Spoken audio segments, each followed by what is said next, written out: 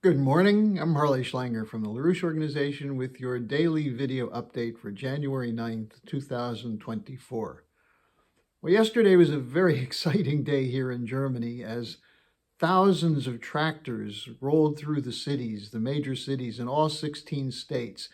Tens of thousands of farmers participated, and they were joined by truckers, by railway workers, tradesmen, businessmen, including representatives of restaurants, average citizens. And this was not just a farm protest, but an expression of the discontent of all segments, virtually all segments of the population here in Germany. The idea of the march was triggered initially by the cut in subsidies for diesel fuel by the government to the farmers, which meant that their costs skyrocketed, putting many farmers on the verge of bankruptcy. But instead of merely sitting back and complaining, they went out and organized. And this was a well-organized demonstration. It went through major cities with virtually with no incidents, with cooperation from police. In fact, the police officials praised them. The head of the police union described them as disciplined and acting responsibly. Now, the media and some government officials were trying to scare people away by saying that these would be examples of extremists in the street. They criticized the demonstrations as being, quote, peasant mobs, unquote, and right-wing extremists. Well, since when is fighting for affordable food for the citizens of a nation an extreme policy? What's extreme is what the government has been doing to destroy the physical economy of Germany. And the obvious scare tactics didn't work. People turned out. People were happy. The tractors, as they rolled through the cities, even when they shut down traffic, people were honking and giving thumbs up signs to the farmers. So the problem was not just the subsidy question, the subsidy for fuel, because the government reversed itself last week and said, okay, we'll continue the subsidies, but it was unclear how long they would continue the subsidies, so it's no solution. But these were the triggers for the protest, but it was much, much more than that. And listen to some of the farmers who were involved in these demonstrations. One farmer who joined the protest in Cologne told Der Spiegel, quote, "Our protest today should be a wake-up call. It would be good if politicians didn't make their decisions alone and without consulting us. We farmers in Germany have the most regulations of anyone in Europe, for example, when it comes to crop protection. We expect people in government to talk to us more. We don't want something to be decided over our heads, something that in the worst case could cost us our livelihoods. The issue of agricultural diesel has only made the barrel overflow. There is more at stake today," unquote. Here's what a second farmer said in an interview. Quote, "This is only the tip of the iceberg, to be honest, because we are all united in getting rid of politicians who are trying to get rid of us. We are sick of the lies. We're sick of them trying to get rid of our jobs. Everybody," he said, "is sick of politicians who have no idea what they're talking about, who have no education, who tell us what our lifestyle should look like. We've tried talking to them and educating them, but now we have no choice but to demonstrate," unquote.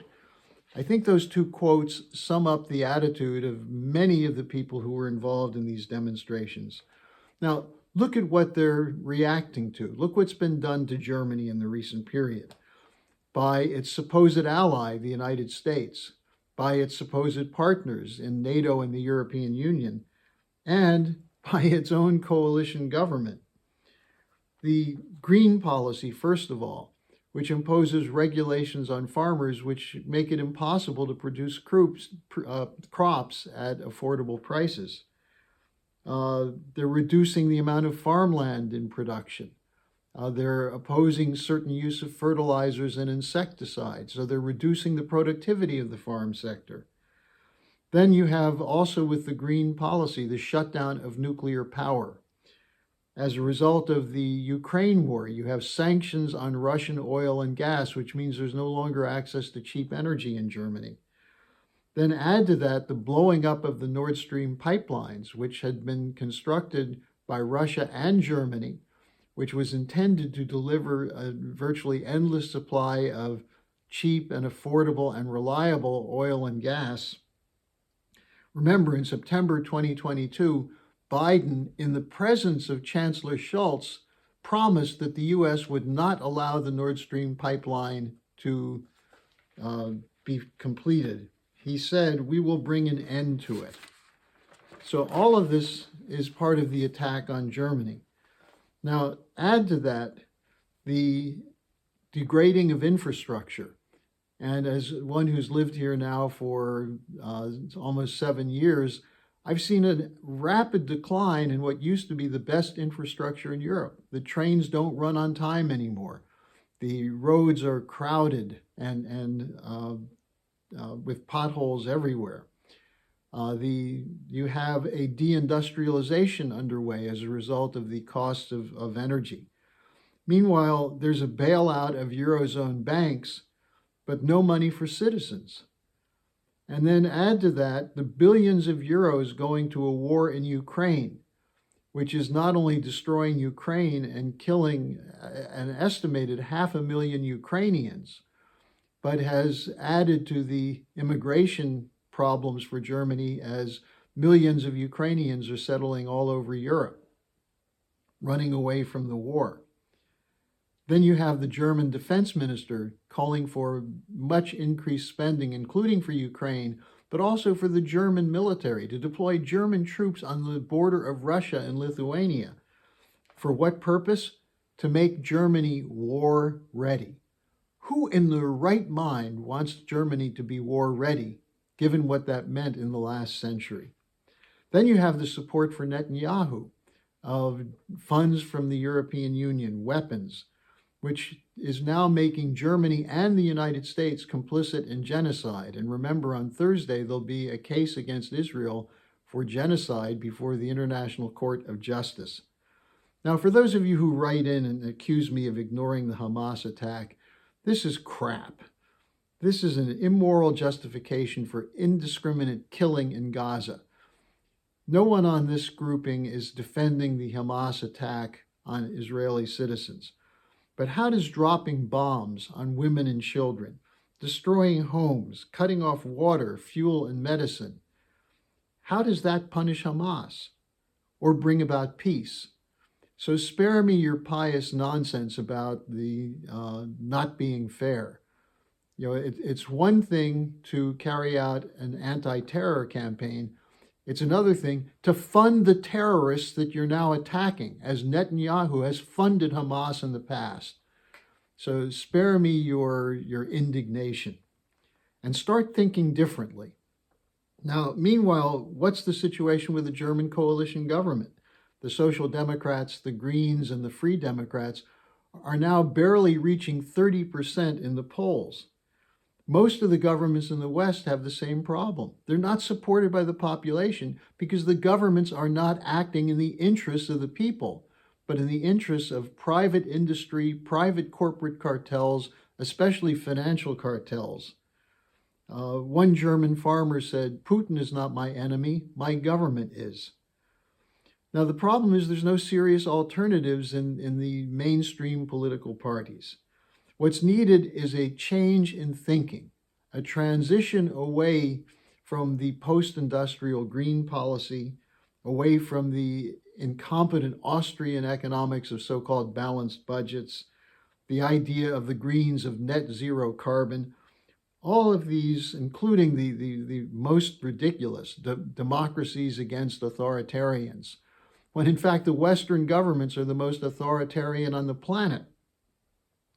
There's lies and brainwashing to back up these false options, to keep you thinking within a framework of axioms, which is what caused the problem in the first place. And then it's all reinforced by censorship. Now, this is why there was a 50-year attack on Lyndon LaRouche and our movement. to keep our ideas, our alternatives based on LaRouche's science of physical economy out of the mainstream discussion. Well, join us to put that back into the mainstream discussion. We have to get people over these ideological policies to begin thinking about what it is that man needs for a better future. Now, what we need is governments that act for the benefit of its citizens, for the common good, the general welfare, as it states in the US Constitution, as opposed to the private benefit of the billionaires and the corporate cartels. So join our movement, make a contribution, make a monthly pledge. Our mission is to activate you so that you can organize your government to act on your behalf and not on the behalf of special interests. The common good must be the national mission, as it was for the founding fathers of the United States, against the colonial policies that are now being imposed over the whole Western world, and colonial policies on behalf of billionaires and private special interests. So join with us. Let's make 2024 the year in which the imperial order was finally put into its grave.